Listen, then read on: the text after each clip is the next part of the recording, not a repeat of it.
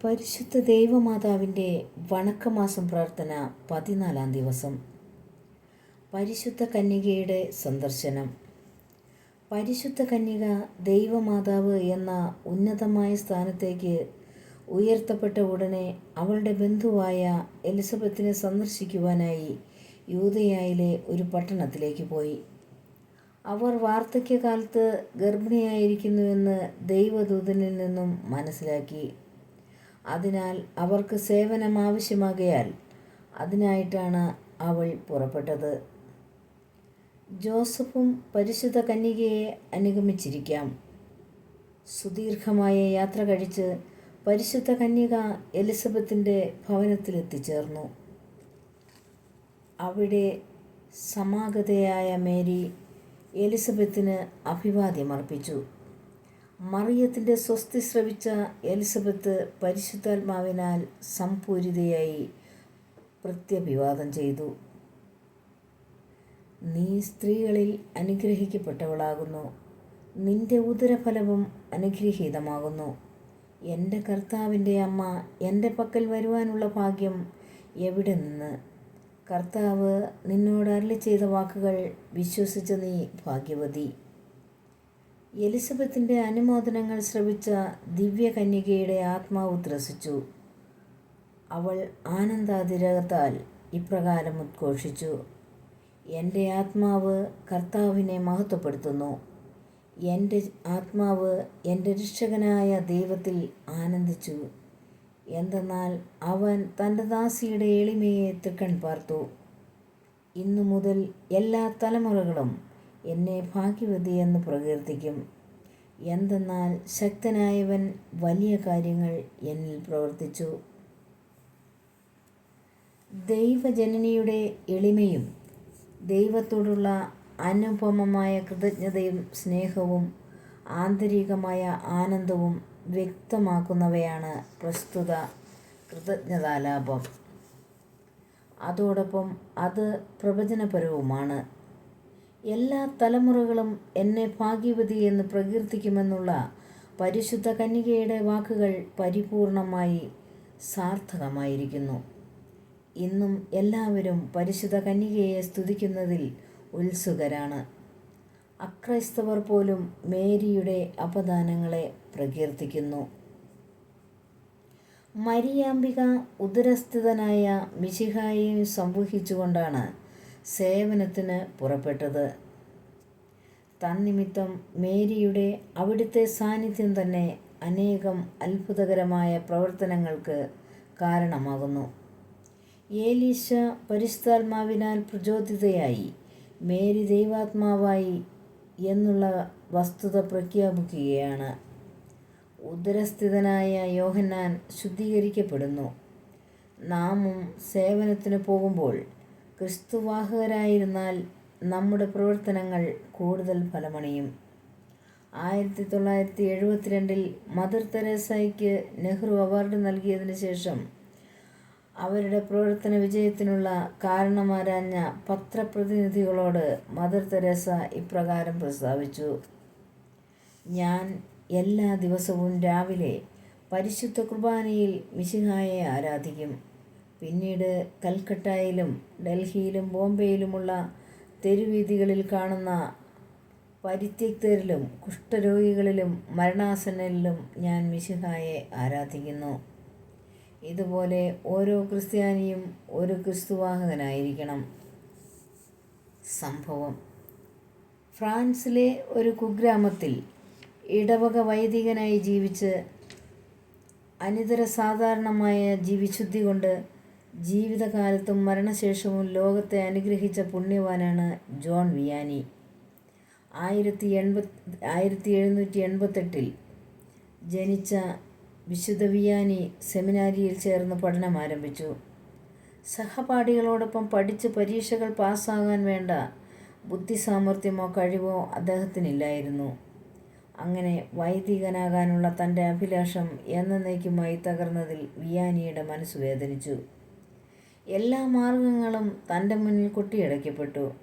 പരിശുദ്ധ കന്യകാമറിയത്തിൻ്റെ സഹായം ഒന്നു മാത്രമാണ് തൻ്റെ കാര്യസാധ്യത്തിനായി അദ്ദേഹം ആശിച്ചത്.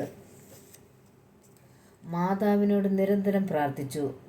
സെമിനാരി പരീക്ഷയിൽ ഉത്തരങ്ങൾ പറയാൻ സാധിച്ചില്ല എന്നു തന്നെയല്ല, ചോദ്യങ്ങളുടെ അർത്ഥം പോലും മനസ്സിലാക്കാൻ കഴിഞ്ഞില്ല. പക്ഷേ അദ്ദേഹത്തിൻ്റെ സുഹൃത്തായ ഫാദർ ബെയ്ലിയുടെ അപേക്ഷ പ്രകാരം വീണ്ടും ഒരു പരീക്ഷ കൂടി നടത്തി. ദൈവമാതാവിൻ്റെ സഹായം അപേക്ഷിച്ച് ഒരിക്കൽ കൂടി പരീക്ഷയ്ക്ക് വിയാനി അണഞ്ഞു. ആ പരീക്ഷയിൽ സ്തുത്യർഹമായ വിധം ഉത്തരം നൽകുവാൻ അദ്ദേഹത്തിന് കഴിഞ്ഞു. അവസാന വിധി കൽപ്പിക്കുവാനുള്ള ആൾ വികാരി ജനറൽ ഫാദർ കെർബൻ ആയിരുന്നു. അദ്ദേഹം ചോദിച്ചു, ജോൺ വിയാനി ഭക്തനാണോ? ദൈവമാതാവിനോട് അയാൾക്ക് ഭക്തിയുണ്ടോ? അങ്ങനെയെങ്കിൽ പട്ടം കൊടുക്കുവാൻ എനിക്ക് മടിയില്ല. ഇത് കേട്ടപ്പോൾ ഫാദർ ബെയ്ലിയുടെയും ജോൺ വിയാനിയുടെയും കണ്ണുകൾ സന്തോഷം കൊണ്ട് നിറഞ്ഞു. പരിശുദ്ധ മറിയത്തെ സ്വന്തം അമ്മയേക്കാളധികം സ്നേഹിക്കുന്ന സഭാ തനയനാണ് ജോൺ വിയാനി എന്നറിഞ്ഞപ്പോൾ കർദിനാളിൻ്റെ സ്ഥാനപതിയായ വികാരി ജനറൽ പറഞ്ഞു, ഇയാളിൽ വേണ്ടത് ദൈവം പ്രവർത്തിച്ചുകൊള്ളും. പണ്ഡിതന്മാരെക്കാൾ ഭക്തരായ വൈദികരെയാണ് ഇന്നത്തെ സഭയ്ക്ക് കൂടുതൽ ആവശ്യം. മരണം വരെ പരിശുദ്ധ കന്യകാമറിയത്തിൻ്റെ അതീവ ഭക്തനായിരുന്ന വിശുദ്ധ ജോൺ വിയാനി അങ്ങനെ 1815 ആഗസ്റ്റ് 13 പുരോഹിത പദവിയിലേക്ക് ഉയർന്നു. പ്രാർത്ഥന. പരിശുദ്ധ കന്യകാമറിയമേ, അങ്ങ് അവിടുത്തെ ബന്ധുവായ എലിസബത്തിനെ ശുശ്രൂഷിക്കുവാൻ ഉദരസ്ഥിതനായ മിശിഹായെ സംവഹിച്ചു കൊണ്ടുപോയല്ലോ. ഞങ്ങൾ അങ്ങേ മാതൃക അനുകരിച്ച് മറ്റുള്ളവർക്ക് സേവനം അർപ്പിക്കുന്നതിന് വേണ്ട അനുഗ്രഹം നൽകണമേ. ഞങ്ങളും ഞങ്ങളുടെ സേവന രംഗങ്ങളിൽ മിശിഹായെ സംവഹിക്കുവാനും അപ്രകാരം മിശിഹായ്ക്ക് വേണ്ടി എല്ലാ സേവനവും അർപ്പിക്കുവാനും ഞങ്ങളെ പ്രാപ്തരാക്കണമേ. ഞങ്ങളുടെ ജീവിതത്തിലൂടെ ഞങ്ങൾ മിശിഹായ്ക്ക് സാക്ഷ്യം വഹിക്കട്ടെ. ദിവ്യജനനി, അങ്ങ് മിശിഹായുടെ കൂടെ സേവനത്തിന് പോയപ്പോൾ അത്ഭുതകരമായ ഫലങ്ങൾ ഉളവായി. അതുപോലെ ഞങ്ങളുടെ എല്ലാ സേവനങ്ങളിലും ആധ്യാത്മികമായ ഫലങ്ങൾ ഉളവാക്കുന്നതിനുള്ള അനുഗ്രഹം അങ്ങ് ഞങ്ങൾക്ക് പ്രാപിച്ചു തരണമേ. എത്രയും ദയുള്ള മാതാവേ, നിന്റെ സംഗീതത്തിൽ ഓടി വന്ന് നിന്റെ മധ്യസ്ഥം ഉപേക്ഷിച്ചവരിൽ ഒരുവനെ നീ ഉപേക്ഷിച്ചതായി കേട്ടിട്ടില്ല എന്ന് നീ ഓർക്കണമേ. കന്യകകളുടെ രാജ്ഞിയ കന്യകേ, ദയുള്ള മാതാവേ, ഈ വിശ്വാസത്താൽ ധൈര്യപ്പെട്ട് നിന്റെ തൃപ്പാദത്തിങ്കൽ ഞാൻ അണയുന്നു. വിലപിച്ച് കണ്ണുനീർ ചിന്തി പാപിയായി ഞാൻ നിന്റെ ദയാധിക്യത്തെ കാത്തുകൊണ്ട് നിൽക്കുന്നു. അവതരിച്ച വചനത്തിൽ മാതാവേ, ഞങ്ങളുടെ അപേക്ഷകൾ ഉപേക്ഷിക്കാതെ ദയാപൂർവം കേട്ടുകൊള്ളണമേ. ആമേൻ.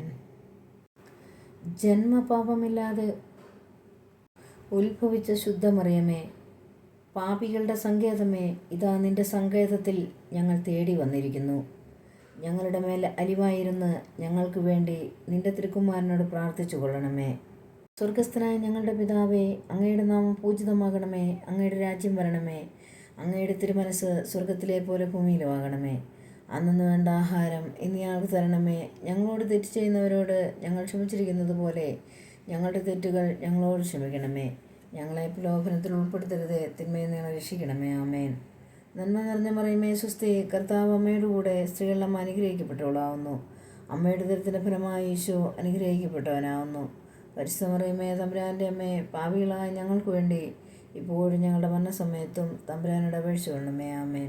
പിതാവിനും പുത്രനും പരിശുദ്ധാത്മാവിനും സ്തുതി, ആദിയിലെ പോലെ എപ്പോഴും നയിക്കും. ആമേൻ. ജന്മപാപമില്ലാതെ ഉത്ഭവിച്ച ശുദ്ധമറിയമേ, പാപികളുടെ സങ്കേതമേ, ഇതാ നിന്റെ സങ്കേതത്തിൽ ഞങ്ങൾ തേടി വന്നിരിക്കുന്നു. ഞങ്ങളുടെ മേൽ അലിവായിരുന്ന് ഞങ്ങൾക്ക് വേണ്ടി നിന്റെ തിരുക്കുമാരനോട് പ്രാർത്ഥിച്ചു കൊള്ളണമേ. സ്വർഗസ്ഥനായ ഞങ്ങളുടെ പിതാവേ, അങ്ങയുടെ നാമം പൂജിതമാകണമേ. അങ്ങയുടെ രാജ്യം വരണമേ. അങ്ങയുടെ തിരുമനസ് സ്വർഗത്തിലെ പോലെ ഭൂമിയിലുമാകണമേ. അന്നു വേണ്ട ആഹാരം ഇന്ന് ഞങ്ങൾക്ക് തരണമേ. ഞങ്ങളോട് തെറ്റ് ചെയ്യുന്നവരോട് ഞങ്ങൾ ക്ഷമിച്ചിരിക്കുന്നത് പോലെ ഞങ്ങളുടെ തെറ്റുകൾ ഞങ്ങളോട് ക്ഷമിക്കണമേ. ഞങ്ങളെ പ്രലോഭനത്തിൽ ഉൾപ്പെടുത്തരുതേ, തിന്മയിൽ നിന്ന് രക്ഷിക്കണമേ. ആമേൻ. നന്മ നിറഞ്ഞ മറിയമേ, സ്വസ്തി, കർത്താവ് അങ്ങയുടെ കൂടെ സ്ത്രീകളെല്ലാം അനുഗ്രഹിക്കപ്പെട്ടവളാവുന്നു. അമ്മയുടെ ദരിദ്രഫലമായ ഈശോ അനുഗ്രഹിക്കപ്പെട്ടവനാവുന്നു. പരിശുദ്ധ മറിയമേ, തമ്പുരാൻ്റെ അമ്മേ, പാപികളായ ഞങ്ങൾക്ക് വേണ്ടി ഇപ്പോഴും ഞങ്ങളുടെ മരണസമയത്തും തമ്പുരാനോട് അപേക്ഷിച്ചു കൊള്ളണമേ. ആമേൻ. പിതാവിനും പുത്രനും പരിശുദ്ധാത്മാവിനും സ്തുതി, ആദിയിലെ പോലെ എപ്പോഴും നയിക്കും. ആമേൻ. ജന്മപാപമില്ലാതെ ഉത്ഭവിച്ച ശുദ്ധമറിയമേ, പാപികളുടെ സങ്കേതമേ, ഇതാ നിന്റെ സങ്കേതത്തിൽ ഞങ്ങൾ തേടി വന്നിരിക്കുന്നു. ഞങ്ങളുടെ മേൽ അലിവായിരുന്ന് ഞങ്ങൾക്ക് വേണ്ടി നിന്റെ തിരുക്കുമാരനോട് പ്രാർത്ഥിച്ചു കൊള്ളണമേ. സ്വർഗസ്ഥനായ ഞങ്ങളുടെ പിതാവേ, അങ്ങയുടെ നാമം പൂജിതമാകണമേ. അങ്ങയുടെ രാജ്യം വരണമേ. അങ്ങയുടെ തിരുമനസ്സ് സ്വർഗത്തിലെ പോലെ ഭൂമിയിലുമാകണമേ. അന്നു വേണ്ട ആഹാരം ഇന്ന് ഞങ്ങൾക്ക് തരണമേ. ഞങ്ങളോട് തെറ്റ് ചെയ്യുന്നവരോട് ഞങ്ങൾ ക്ഷമിക്കുന്നത് പോലെ ഞങ്ങളുടെ തെറ്റുകൾ ഞങ്ങളോട് ക്ഷമിക്കണമേ. ഞങ്ങളെ പ്രലോഭനത്തിൽ ഉൾപ്പെടുത്തരുതേ, തിന്മയിൽ നിന്ന് രക്ഷിക്കണമേ. ആമേൻ. നന്മ നിറഞ്ഞ മറിയമേ, സ്വസ്തി, കർത്താവ് അങ്ങയുടെ കൂടെ, സ്ത്രീകൾ അമ്മ അനുഗ്രഹിക്കപ്പെട്ടവളാകുന്നു. അമ്മയുടെ ദുരിതം ഫലമായി ഈശോ അനുഗ്രഹിക്കപ്പെട്ടവനാകുന്നു. പരിശുദ്ധ മറിയമേ, തമ്പുരാൻ്റെ അമ്മേ, പാപികളായ ഞങ്ങൾക്ക് വേണ്ടി ഇപ്പോഴും ഞങ്ങളുടെ മരണസമയത്തും തമ്പുരാനോട് അപേക്ഷിച്ച് കൊള്ളണമേ. ആമേൻ. പിതാവിനും പുത്രനും പരിശുദ്ധാത്മാവിനും സ്തുതി, ആദിയിലെ പോലെ എന്നേക്കും. ആമേൻ. അതിലെ പോലെ എപ്പോഴും എന്നേക്കും. ആമേൻ. ലുത്തിനിയായും ബാക്കി പ്രാർത്ഥനകളും 10ാം ഭാഗത്തിൻ്റെ അവസാന ഭാഗം കാണുക. സുഹൃത ജപം. ഏലീശയെ സന്ദർശിച്ച് സഹായിച്ച പരിശുദ്ധ ദൈവമാതാവേ, പരസ്നേഹം ഞങ്ങളിൽ വളർത്തണമേ.